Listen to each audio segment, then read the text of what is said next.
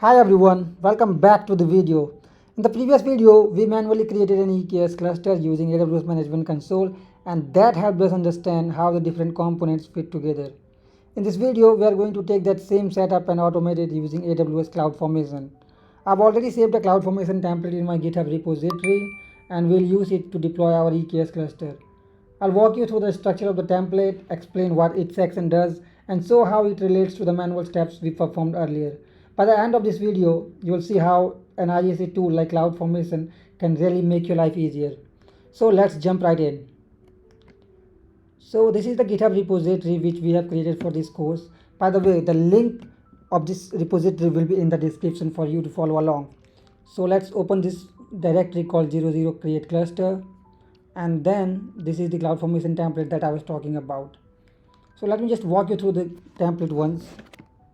So these are the parameters. Parameters are basically the variables. If you come from a coding background, you will understand that parameters are like variables or placeholders which store a particular value. So here in this case, I'm using it to store VPC block, and then I have declared this slider range which will be used for the VPC, and I've done for the same for subnets, which are going to be the public subnets and the private subnets.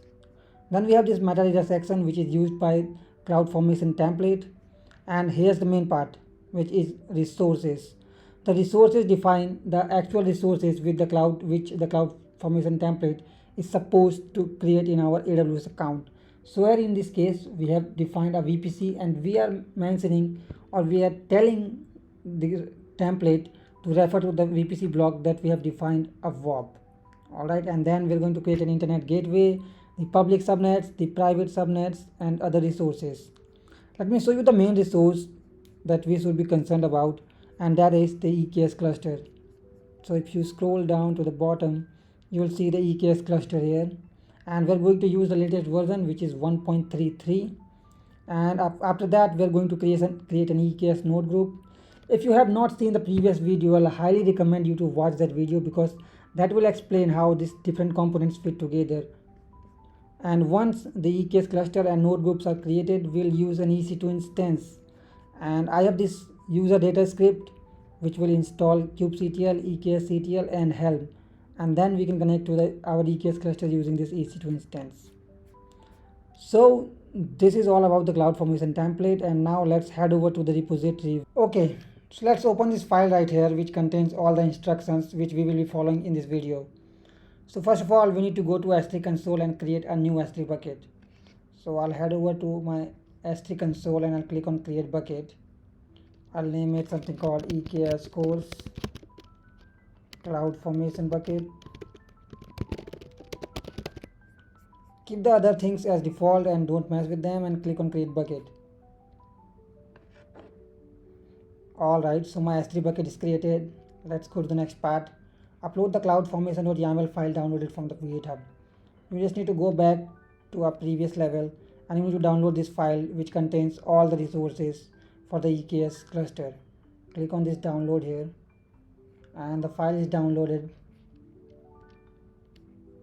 Next, you need to go to that S3 bucket and upload that file there. Click on upload, click on add files.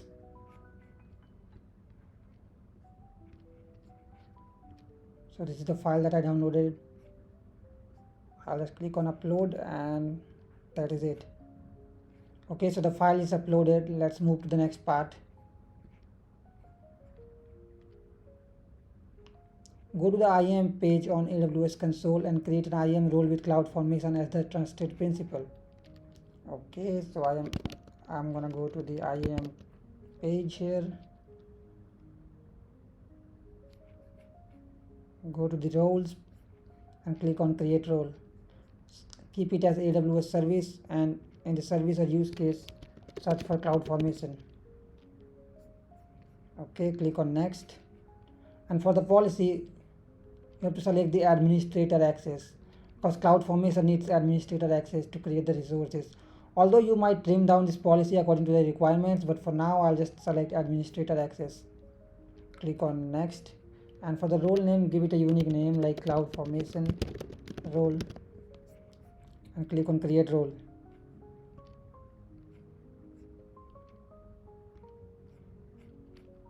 Okay, so the CloudFormation role is created. Let's see what is the next part here.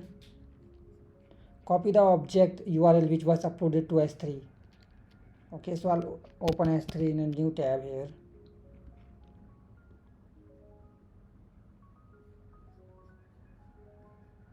I'll open the S3 bucket which I created, and this is the file which I uploaded just now. I'll copy the object URL from here. Go to the CloudFormation console. Okay, now let's head over to CloudFormation. Right now I don't have any stacks here. I'll click on create stack. Select choose an existing template and select the Amazon S3 URL in the specified template. Okay, so I'll just keep it as choose an existing template, and in the Amazon S3 URL I'll paste the URL that I just copied. Seems fine. Click on next. For the stack name I'll give it a prod EKS, and that it seems fine to me. Click on next, and now you need to specify the permissions and select the IAM role for the CloudFormation to use. So here I'll select the same role which I created just now. For the stack failure options, make sure you preserve successfully provisioned resources. If you select this, CloudFormation won't delete the resources which were successfully created.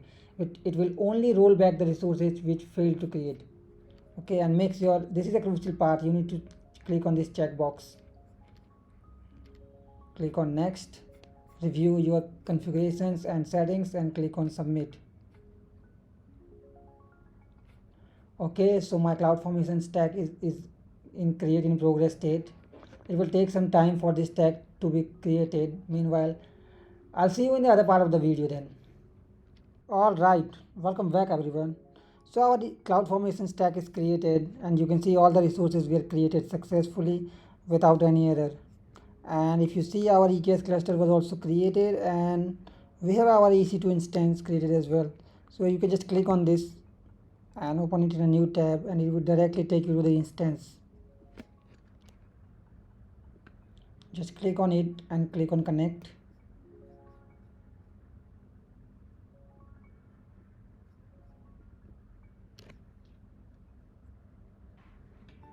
Okay, so I'm connected to my instance. I'll just switch to sudo user, click on sudo, and I'll just run the command kubectl get pods.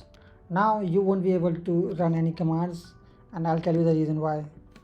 If you have seen the previous video, you will know that you need to add the entry here.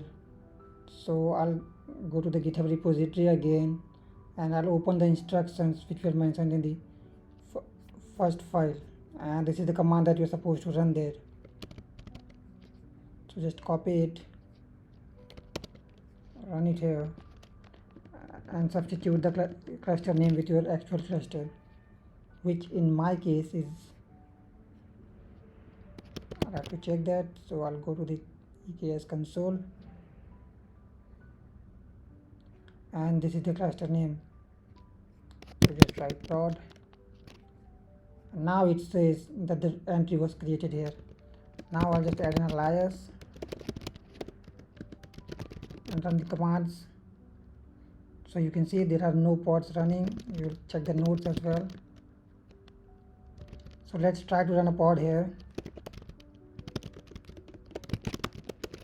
We'll use our favorite Nginx image.